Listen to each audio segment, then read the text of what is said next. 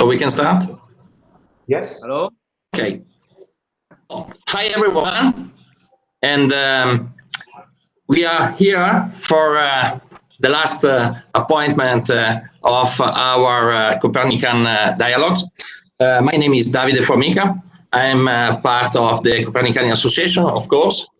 And we are very honored today to have here with us Audrey Tang, Minister for Digital in Taiwan. And we are also very, very happy to have in our audience the presence of the Ambassador Li, representing Taiwan in Italy. And the topic for this last meeting in the Copernican Dialogue is COVID-19 response of Taiwan. We introduced this important topic because Taiwan was absolutely a best practice in the scientific community, addressing the ability to defend people from the pandemic event. And we have here, as I told Audrey, who was a leader in this, absolutely. So thank you so much again. Just a few words about Audrey Tang. Audrey is young, but she is already, I guess, since 2015, Minister for Digital in Taiwan. She has a very particular history, self-taught, a successful entrepreneur, very young, addressing important roles in the software industry, continuously being present as a leader, visionary, but not only, with a lot of execution in free software, open source, addressing important topic around digital democracy, and providing tools to all the communities of the civic hacking around the world. So Audrey was also important and very inspirational and of help for our association in the project that we were addressing during the past 2 years in the democratic participations activities that we lead. Just think about that, starting from the experience of the sunflowers in 2015, there was the registration of gov.taiwan, following the registration of gov.asia as representing on the web the movement of civic hacking in favor of digital democracy. And we imported the concept here in Italy. We were registering as association gov.it, and then starting, thanks to the GitHub area of the civic hacking led by people working with Audrey, also project like budget.gov.it in our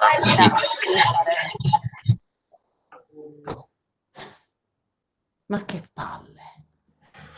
And so, more or less, this is my introduction to you, Audrey. And the topic today, as I told you, is the ability to respond to COVID-19 in Taiwan. And so I leave you free to tell us which was the strategy, which was the architecture, because I understood it was an architecture able to address the issue. Okay, thank you, Audrey.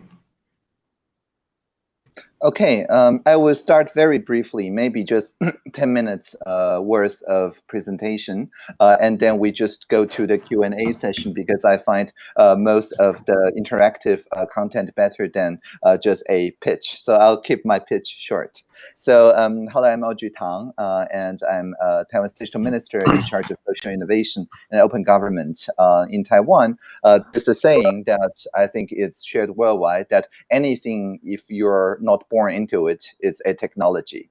If anything, you're born into it, it's called human nature. And because when I was born, that was 1981, Taiwan was still under martial law. And we will have the presidential election only in 96, when I was 15 years years old. So democracy for me is definitely a technology because I wasn't born in it. But now, of course, Taiwan is one of the world's most vibrant democracies. And democracies improve as more people participate. And digital technology remain one of the best ways for improving participation, as long as the focus, like in the GovZero and the Copernicani movement, is about finding common ground instead of causing, trolls and divisions and ideological rifts. And so the Taiwan experience of countering the coronavirus is the power of digital democracy. And we have 3 pillars of our social innovation digitally. And the 3 pillars, they are very easy to remember, and it's called fast, fair, and fun. So I will first talk about the fast part. Whereas many jurisdictions began countering the coronavirus only this year, Taiwan started last year. Last December, when Dr. Li Wenliang, the PRC whistleblower, posted that there's 7 new SARS cases on the social media there, he got inquiry and eventually punishments from local police institutions. But at the same time, the Taiwan equivalent of Reddit, our PTT board, has somebody with the name No More Pipe reposting the whistleblowing by Dr. Li Wenliang. And so last December, our medical officers immediately noticed the post and issued an order escalating it, saying that all passengers flying in from Wuhan to Taiwan need to start health inspection the very next day, the first day of 2020. And so this says to me 2 things. First, the social sector trusts the government enough to talk about possible SARS cases online in a public forum. And also, more importantly, I'd argue, the government trusts the collective intelligence enough to take it seriously and treat it as if SARS has happened indeed again, something we've always been running yearly drills since 2003. And so because of this, Taiwan is the only open civil society according to the Civicus Monitor in the whole of Asia. We enjoy the same freedom of speech, the same freedom of assembly, press, and so on as our European counterparts, as other liberal democratic countries. But because democracy in Taiwan is very new, so our emphasis is on keeping an open mind to novel, new idea from the society. And that's why we never resorted to a lockdown when it comes to the pandemic, and we never did a takedown for the infodemic, because there's 2, not just one pandemics going around. There's also a infodemic going around, and our schools and business still remain open, of course, and we've already moved to the stimulus phase. We're officially post the pandemic phase now. And so during the pandemic phase, for more than 140 days, every day our Central Epidemic Command Center, or the CECC, hosts a press conference, which is always live streamed. And we work with the journalist community. They answer all the questions from the journalists. And there is a single hotline, as you can see here, 1922. And this is landline. This is not fancy web technology. Anyone can just pick up their phone and call 1922, and the pickup rate is more than 90%, and tell their idea to the CECC. For example, there was one day in April where a young boy who said that he didn't want to go to school because his schoolmates may laugh at him for wearing a pink medical mask, because we were rationing medical masks, and when you ration, you don't get to pick the color. The very next day, everybody in the press conference, as you can see, our Commander Chen Shizhong and all the medical officers started wearing pink medical mask in their daily conference. And Commander Chen Shizhong even said that Pink Panther was his role model when he was a young boy, and so on. So everybody learns about gender mainstreaming, which is, again, a social innovation. So this kind of fast response cycle, literally 24 hours between a call to a daily press conference, builds trust between the government and the civil society.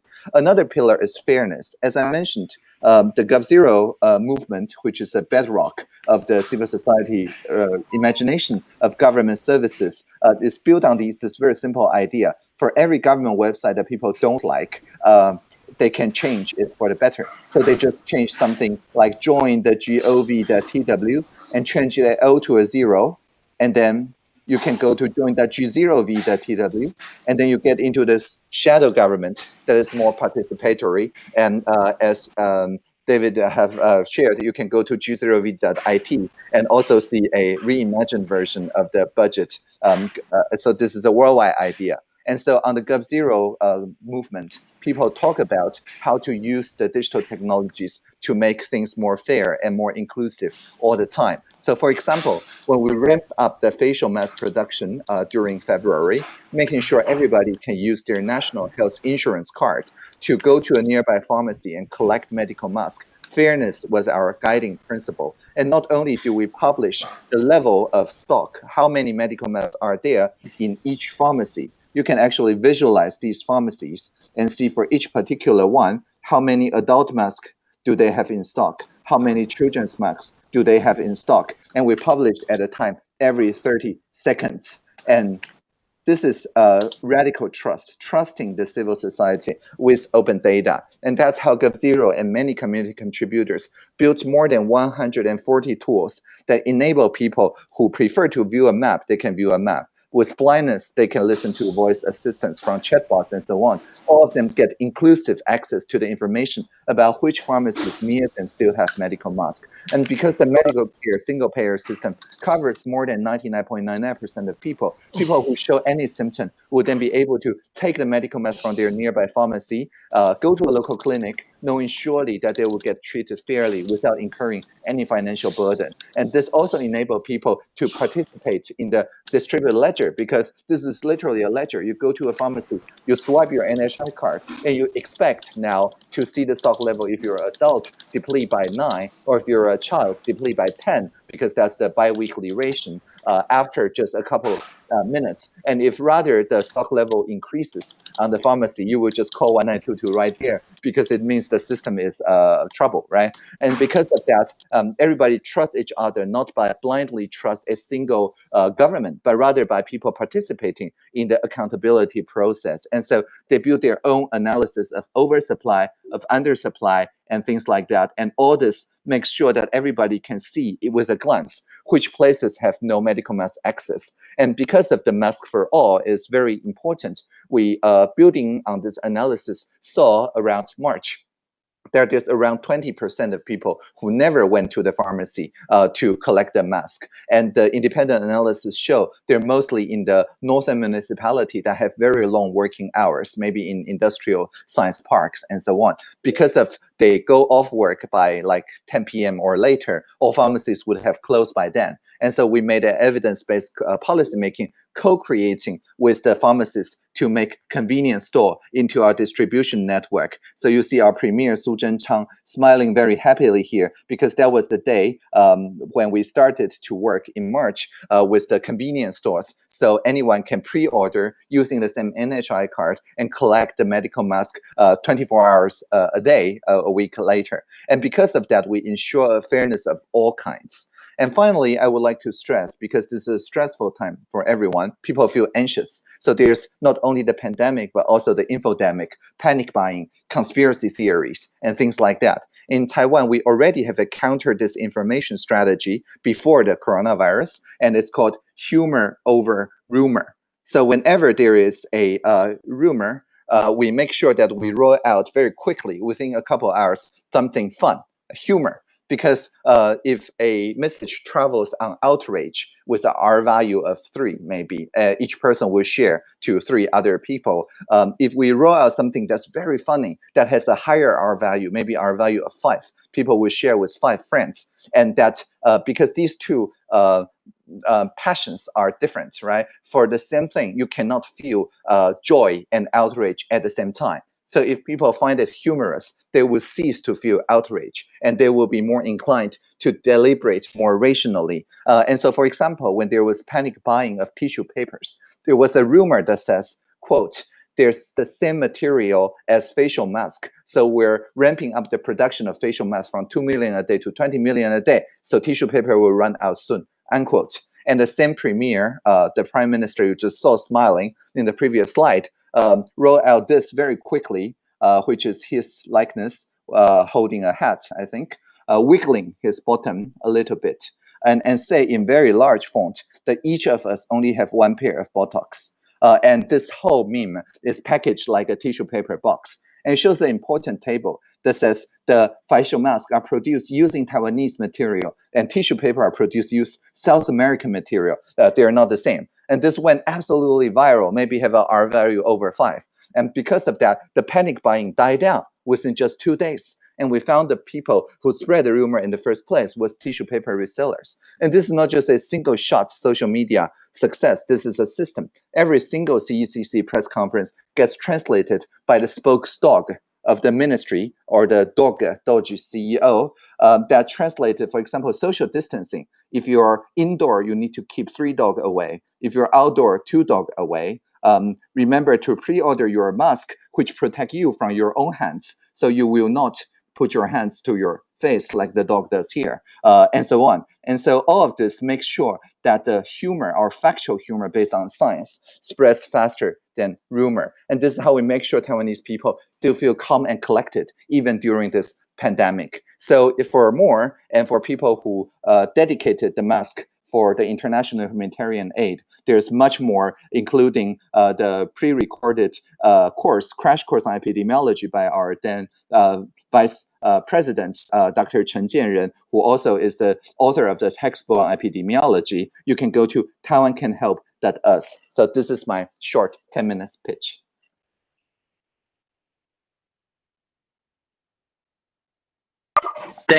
Thank you, Audrey. So, let me say that the result at the end is incredible, because if the number is right, you got at the end 443 cases and only incredible 7 deaths. These are new numbers, really. We cannot compare to the situation of Italy, because really you have 23 million of people, more or less. But the really interesting fact is that you have also a very high density of population per kilometers, also higher than Italy. I was checking this morning the numbers of the north part of Italy, that was the most hearted part of Italy, and they are still, it's very popular. But we are still lower than the 600 people per kilometer that you have in Taiwan. So it's crazy.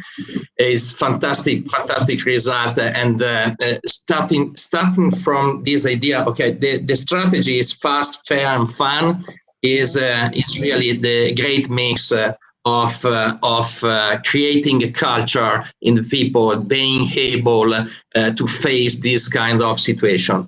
But of course, I was getting some information about which is the defense in general, architecture that you were putting in place. I saw not only contact tracing, I saw the collaboration with companies, of course, telco operators, and contact centers, and okay, of course, medical organization. You were mentioning a lot with interesting cases. So, who was leading at the end this kind of strategy and architect and creation of architecture, and how was the general, let me say, coordination in the government? Yeah, the team is literally 23 million people. Everybody who called 1922 with a good idea is a contributor who coordinates this, because the idea is we make sure everybody learn together, because this is not SARS, right? We remember SARS. Anyone in Taiwan over 30 years old remembers SARS, but this is SARS 2.0. Right, the N in NCOV means novel, right? So this is something that humanity have not encountered before. And so while we started saying, okay, the test drills of SARS will now be put into use, very quickly we found that this is not SARS. This is not just SARS, this is SARS 2.0. And so people need to adapt very quickly. And so the idea of people understanding basic epidemiology by watching the 2 p.m. live press conferences and looking at the crash courses and the vice president's crash course, these are very important because it empowers ordinary citizens to participate in the social innovation. If people discover, by making the pink medical mask hip, you can get more boys to wear pink medical mask. That's a win. If people discover using traditional rice cooker, they can disinfect the mask. that's a win. And so anyone who have any good idea will be able to be made into the part of the collective intelligence system. There's no single person holding the mechanism. That said, of course, it's symbolized by our Minister of Health and Welfare, Commander Chen Shizhong, who very predictably reacts to any people's wild, crazy idea. He always says, oh, let's learn about this together. Let's study it together. This might be a good idea. You should have taught me sooner.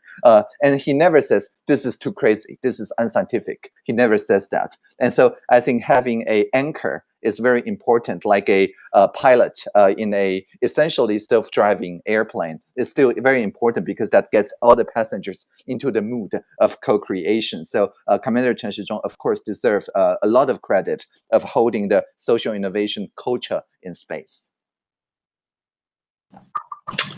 Thank you.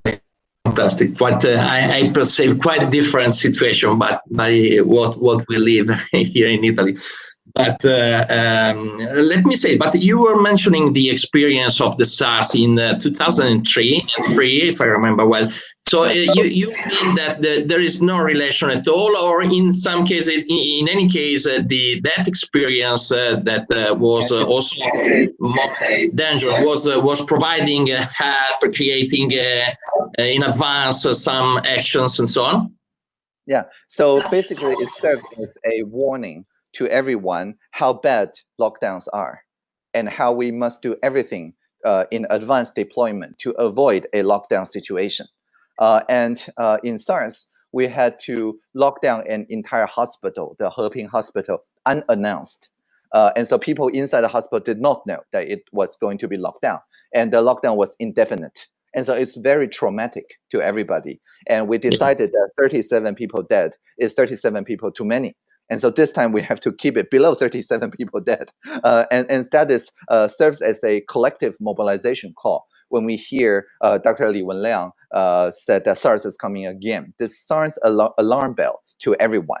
And so because we reacted faster than pretty much everybody, we tend to keep our measures not as strict as other places, because we can do the contact tracing and home quarantining or quarantine hotel at the borders. We never got into the stage of community spread. And so because of that, extensive contact tracing using traditional methods is well within the capacity of our medical officers. And that also means that the impact to the economy as a percentage to the GDP is very low. So this is a chart that I just grabbed. I think it's from Johns Hopkins. And this is Taiwan, and the two axes are how many effect it has on the GDP of the year. And this is on the log of the COVID-related deaths. And so as you can see, Taiwan has almost no effect of COVID on our GDP. It's like -2 or something, while everybody else is suffering much more than -2. And of course, the log deaths per capita, we are also like very, very, very low. And so I think these two are interrelated. And people were saying at the very beginning that only lockdown can save people, or only a strict measure on social media can put down the conspiracy theories and so on. But we resisted those temptations, including the temptation to publish the travel history of all the confirmed cases, which would lead to a feeling of insecurity, and people would not report themselves to the medical officer if they know their privacy would be at stake. So we did nothing of that, although there was strong pressure to do so. We eventually settled on a way of traditional interview plus home quarantining using the digital fence to make sure that people suffer a little bit for 14 days when they return to the country, but everybody else live in comparative no lockdown way. Fantastic, thank you. And so listening to you and the strategy about contact tracing fundamentally given to the traditional way of contact tracing on the borders of the territory, it seems that the implementation of a mobile application was not never did. Fantastic. The opposite here in Italy. No Bluetooth, no GPS. Okay, fantastic. I read also you organized an hackathon with US, especially. Yeah, so what was the result about this? Yes. So the hackathon, you can find a lot of information at a hackathon website. It's called CoHack. So the co stands for collaboration, I guess, and not coronavirus. Well, probably also coronavirus. And if you go to cohack.tw, there's an English version of it, which I just pasted to the chat room. And the idea, very simply put, is not just from US and Taiwan, also from Japan, Canada, Hungary, Germany, UK, and so on. There's many teams who work on international norm building using the AI technology called Polis, which assists us to find norms that are agreeable between all those different jurisdictions, which have very different data norms. And so this is about finding something for the international audience that everybody, no matter where they are, can agree with the fundamental idea behind those norms, and then we implement those norms as code. So this is a attempt at finding something, for example, for contact tracing. One of the winners called Logboard. It's very simple. It's an app. Now that's an app. It records health information, your whereabouts, and things like that, but it never transmits it anywhere. This works in airplane mode. And using this kind of digital diary, when the contact tracer did come to you using traditional interview, they think you're of high probability of being infected, you can use a click to generate a kind of one-time URL just for contact tracing purposes without divulging any private information about your friend and family as you would in a traditional medical officer interview. So this is actually a privacy enhancing tool for your friends and families, because instead of relying on memory, this machine generates just exactly the kind of amount of information without any unrelated privacy details for the contact tracing purpose. And so that's something that won the norm of support of all the different jurisdictions that participated. And so people went ahead and built it. The team is called My Data Taiwan. Thank you. Very interesting. This in part is responding also to a question coming from Twitter. Indeed, one question was related to, because of course contact tracing, control, tracing in general, and relation between people, movement, logistics, and all this stuff that countries and government has put in place. And the one question was indeed related to the balance between the loss of privacy and the benefit. What do you think? So for Taiwanese, I think that you found the right solution, also in line with the GDPR. I saw yes, regulation here we have in Europe. But what do you think about the situation of other public, other companies, other countries, and so on, about the balance between risk of losing privacy and the benefit to protect? Yeah, in Taiwan, we see this as a false dilemma, and we refuse to implement things that make a sacrifice, one or the other. And so the digital fence system that we deployed was responding to the Constitutional Court ruling. The interpretation was done after the SARS in 2003, and that says this blocking of the lockdown of the hospital was not entirely unconstitutional, but the parliament really need to work on a way so that people who get locked down has a due process, gets notified in advance, and technical alternatives need to be explored in alternation to physical lockdown. So if you return to Taiwan, you have two choices. You can go to a quarantine hotel for 14 days, in which case you're physically barred from leaving. Or if you're home, there's no vulnerable, like very old people and so on, you can choose home quarantine, in which case your phone, or our phone, if you don't have a phone, we give you one for 14 days, reports its signal strength to the nearby telecom tower. And it already does that anyway. This is not an app.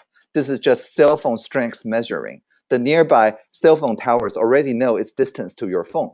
And if the three towers draw three circles, it's called triangulation. Your phone is at the middle of that point. And this is better than GPS because GPS is too fine a resolution. Using a GPS, we would know which room you are in. We don't want to know which room you are in. We just want to know that you did not break the quarantine. And so if your phone leaves this 50-meter radius, in like urban areas is about 50 meter, or if it goes out of battery, then it just send an automated SMS to the local household manager or police, who will then check your whereabouts to check that you're doing fine.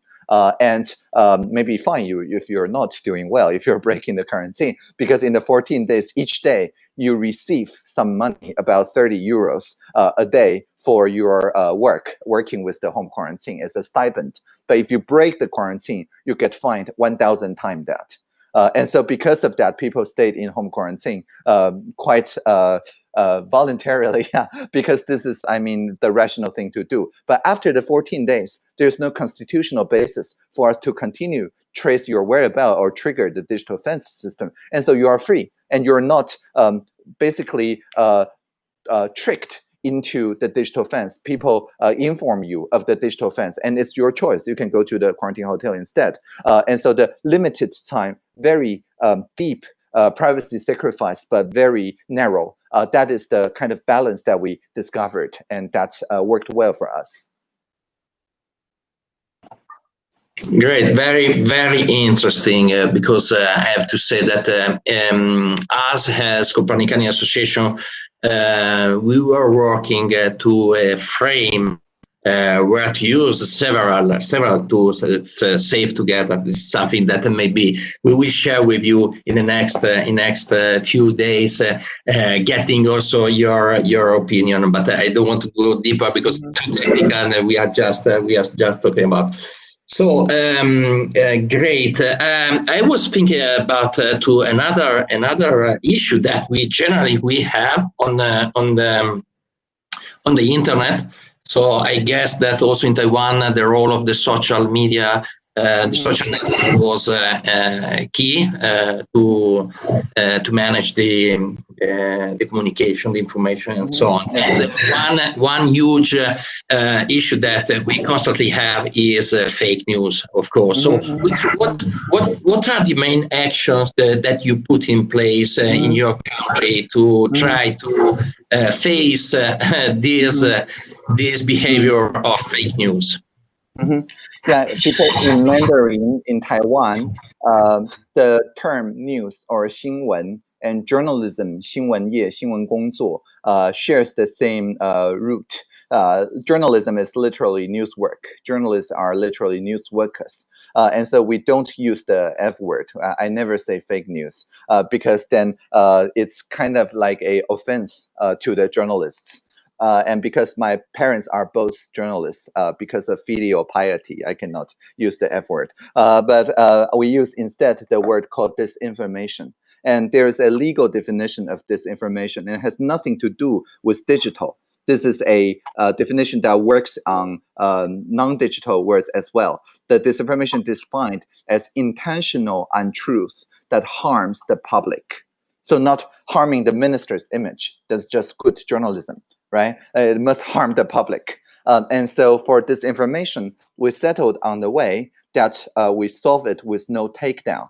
If this comes from like domestic ways of malicious like actors trying to ramp up the price of tissue papers, I already talked about this kind of humor over rumor. And the clarification, which usually comes in by the ministry with 60 minutes or less, it has this 222 principle that each clarification need to include 2 pictures, 200 characters less or less in the picture, and also 2 different pictures, so we can do A/B testing. So one case before the coronavirus was there was a rumor that says there will be a perming hair tax or a fine to punish people who perm their hair twice a week. As $1 million fine. And because people get into an outrage, why should the state fine me if I want to perm my hair multiple times a week? And so within an hour, the premier rolls out this picture, says, this is not true. And with a photo when the premier was young, and with some words next to it that says, even I may be bald now, I would not punish people who look like my youth. and a fine print that says what we've introduced is instead a labeling requirement for hair product, and it only take place in 2021. But the premier, as he looks now, next to his young photo, now says, but if you perm your hair many times a week, it will not hurt your pocket, but it will hurt your hair. Just look at me for what will happen to you. And so this is really funny, and he makes fun of himself, literally making himself the head of the joke, not the butt of the joke. That was the other one. And so because of that, people of all political inclination, of all ages, tend to share this.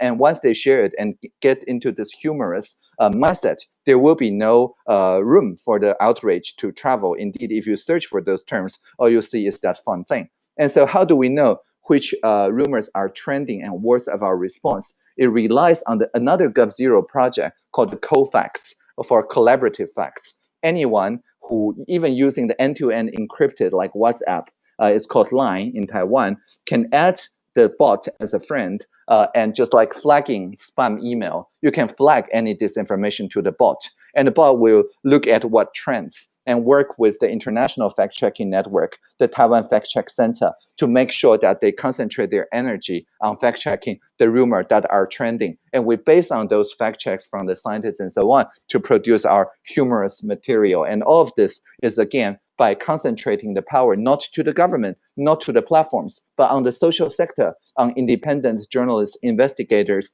and everyone who take 5 seconds to flag something as spam. Really interesting. So also in this case, I see an analogy between fighting misinformation and fighting cyber threats. No, Yeah. a combination between human factor and tools like machine learning, artificial intelligence, bots, and so on. And so on. So absolutely, very, very interesting. And I cannot resist. I have information because I was going a little bit deeper in the past in the history that you have in digital democracy development in Taiwan. And so I know something about VTaiwan, and the second time the joint platform. And so the question is also in this case was used to collect opinion, to understand, let me say, behaviors or stuff like this. Did you use the platform to collect opinion? Yeah. Yes. So as I mentioned, the CoHack used the same technology as the VTaiwan Polis technology. And the Polis technology is really good at finding the common ground based on the analysis. So I will just explain the tool, Polis, which is, by the way, now an official part of our like government website. It's polis.gov.tw. So it's not just an open source tool now, it's kind of a part of our official government system.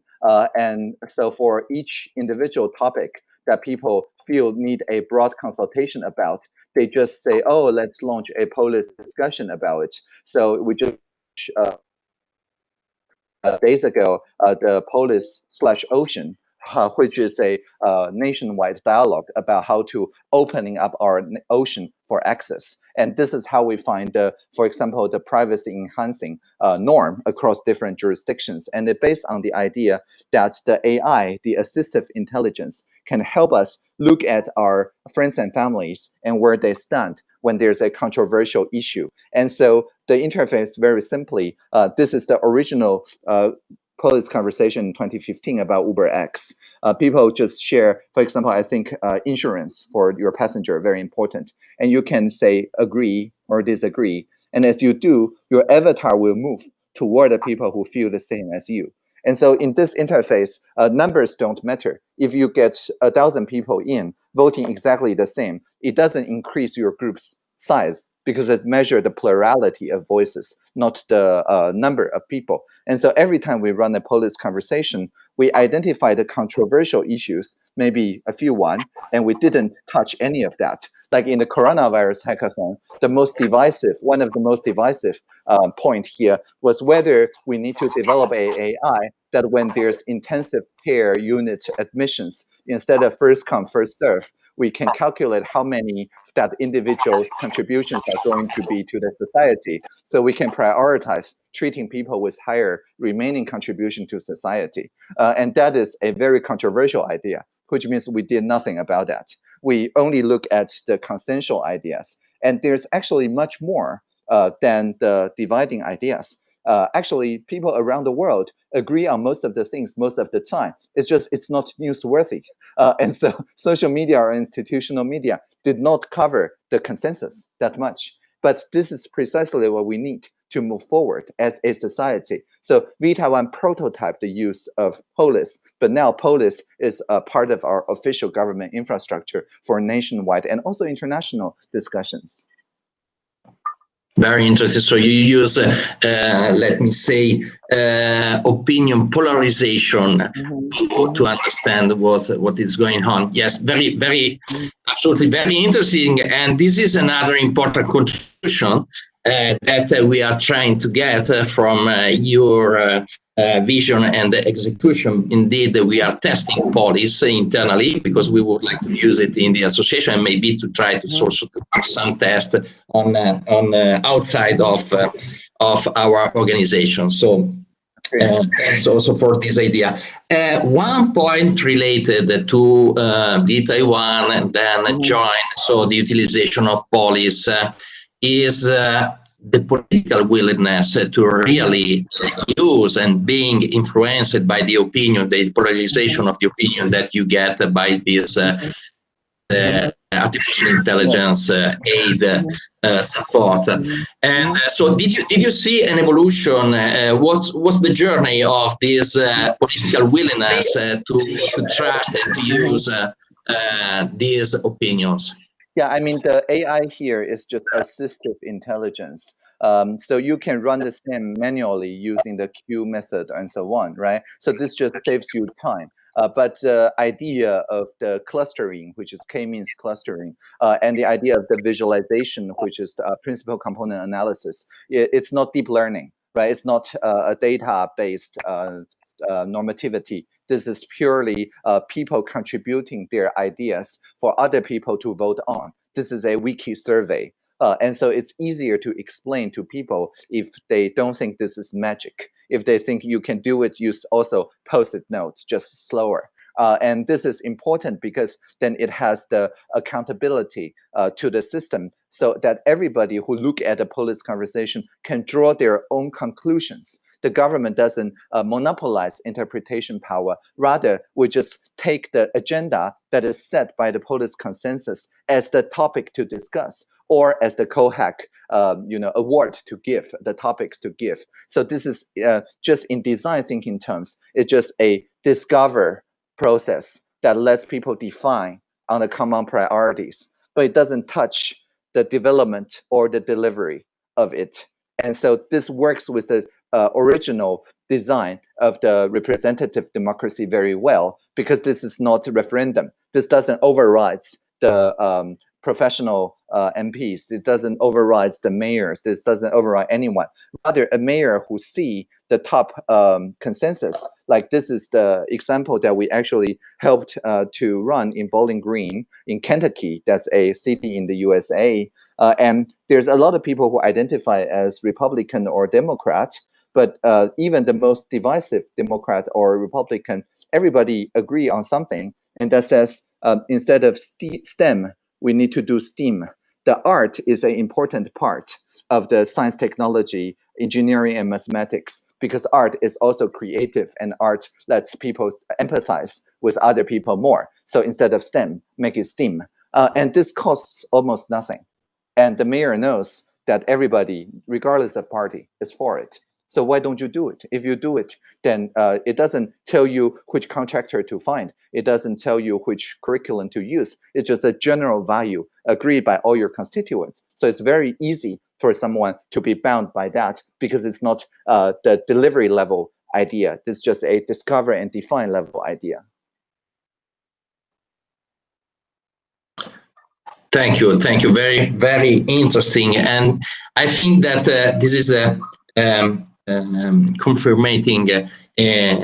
fully confirming, which is that the approach that I heard you you are keeping for your role, your job of ministry. So just being the channel of communication between the government and the society, addressing a change in the way from top down to bottom up. So how is going? How is increasing your? Yes, fantastic. I was absolutely. So a few words about this, because just to understand how we could take something to be able to increase our ability to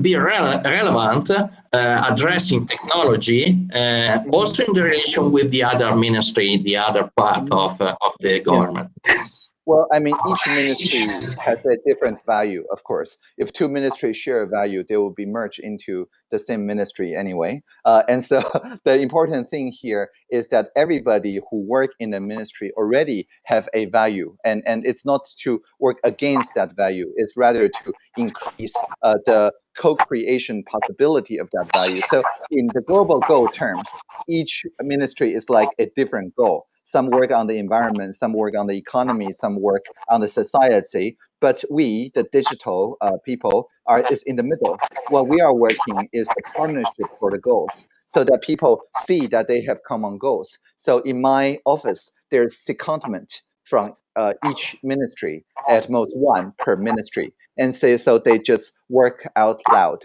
And so if someone said that they want to try Polis, you can try it in our playground. Feel free to give it a try. And so the point here is, if we look at the concrete targets by the global goals, it actually spells out very clearly what the digital minister do, right? So it's the goal 1718, which is enhancing reliability of data. For example, the mask distributed ledger. It's about cross-sectoral collaboration. That's a target itself, is target 1717.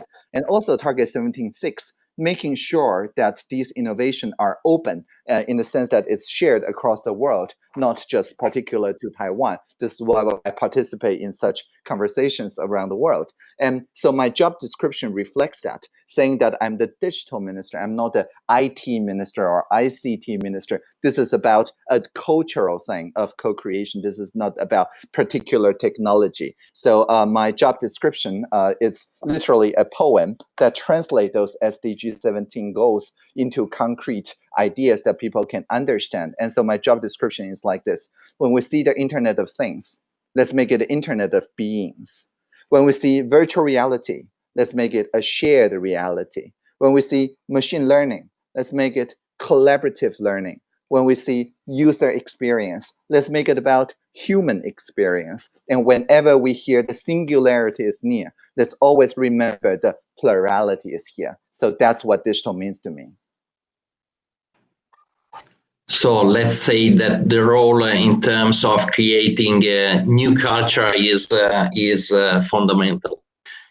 So I think that I will collect a lot of new links for my folder about Taiwan and digital ministry to use in the association. So this is great. And I have to say that next question. We are approaching to the end of our conversation. Is what's next? What's the next project that in the join platform are you see or developing in general in digital democracy? And this is related also to what you think that we can do in general, also in other countries, because you know, we had last week President Romano Prodi, who was previously quite important president of the European Commission, prime minister in Italy, important roles in the global organization, so on. And he was saying, I think that we all know and we all agree that democracy is under attack in the world. So what's the next? What's the next project? How do you see the possibility to implement also in other parts of the world? Mm-hmm.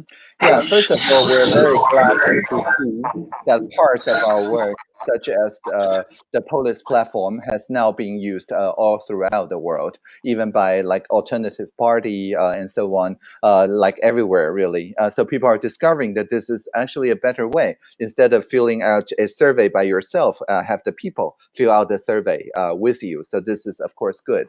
And in our presidential hackathon, which is another social innovation that we very much want people to join, you can check it out at presidentialhackathon.taiwan.gov.tw. The idea is that every year we ask the people to propose what they want to solve in terms of the SDGs. And so it could be, for example, using machine learning to reduce water pipe leaks, or to use teleconference to make sure that people on the remote island have the same access to care and to diagnosis by doctors specialized as the people in the main island, or anything. And anyone, partnership of the open contracting partnership, ensure everyone around the world can also propose. And so what we do is that we give out 5 awards every year, which is the shape of Taiwan with a micro projector. There's no money, but this prize is a projector that when turned on, it shows President Dr. Tsai Ing-wen giving you the trophy. So it's a meta trophy, it describes itself,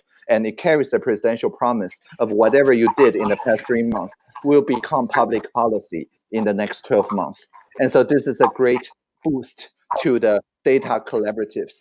And the data collaborative is the idea that people co-create and curate the data, for example, around air quality in Taiwan, and using distributed ledger and other frameworks to make sure it also works across all the different jurisdictions. And because of that, people can reuse this infrastructure of trust, of trustworthiness.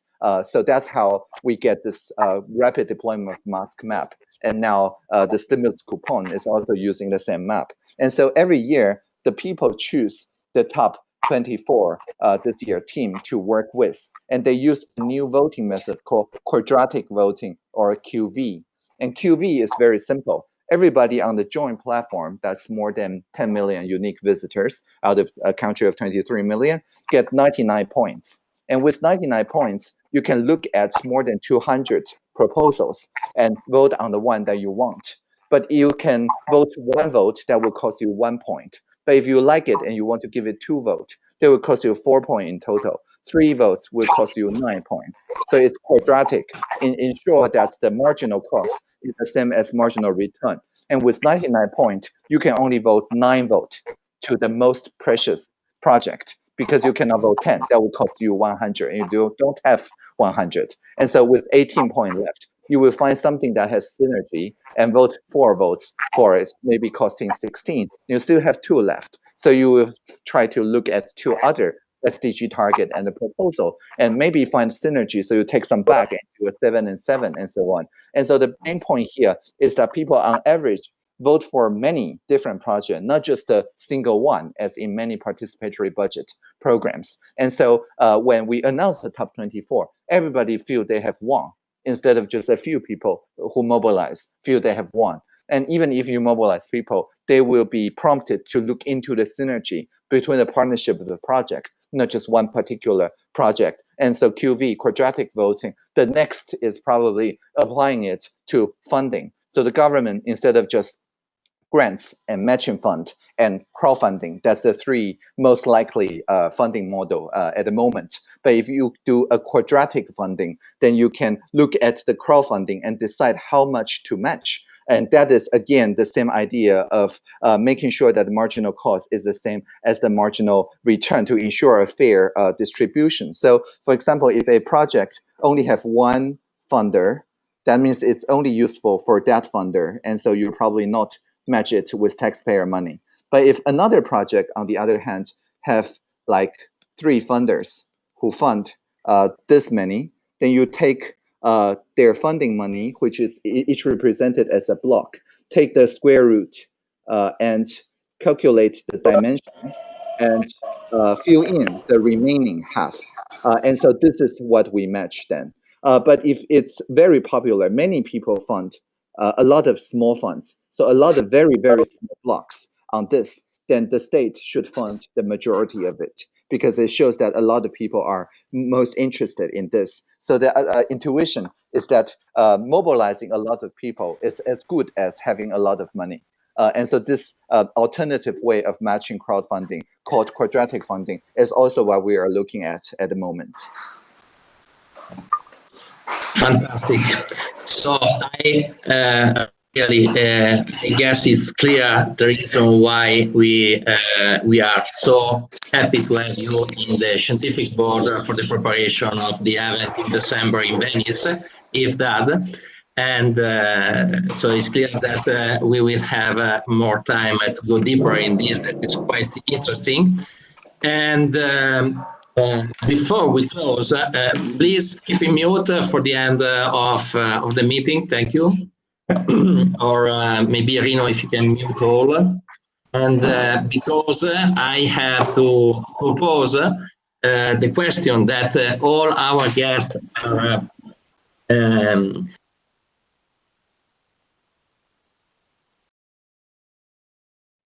David, I think you're muted yourself. So. Oh yes, yes, indeed. I use a lot of WebEx, but every time this is the mistake. So and no, I was saying that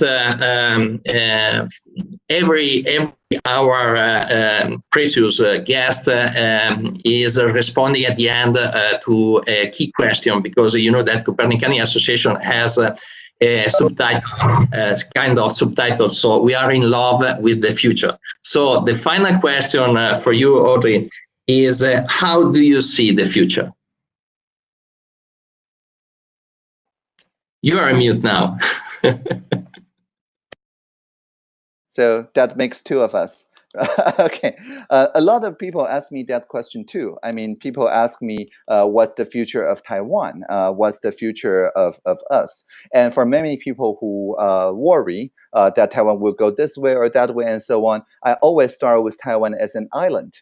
And my answer is always, it's very predictable. The tip of Taiwan, the peak of Taiwan, the highest mountain called Savia or Padungunung in indigenous language, known as the Jade Mountain, grows every year 2 centimeters, sometimes 3 centimeters. So we know every year the tip of Taiwan is growing toward the sky. We're growing skyward, and it's a geological answer. So why do the peak of Taiwan grow so quickly? That's because we are caught between the Eurasian plate on one side and the Philippine Sea plate on the other side. So they bump into each other all the time, causing endless earthquakes. And because of that, we learn to make not only our buildings resilient to the earthquake, but also our ideascape resilient. Because you get a lot of people arguing for PRC-style authoritarian control of data. You get people arguing for the social infrastructure, a little bit technophobic way of protecting privacy against the data use. Or you can get people arguing from a US perspective,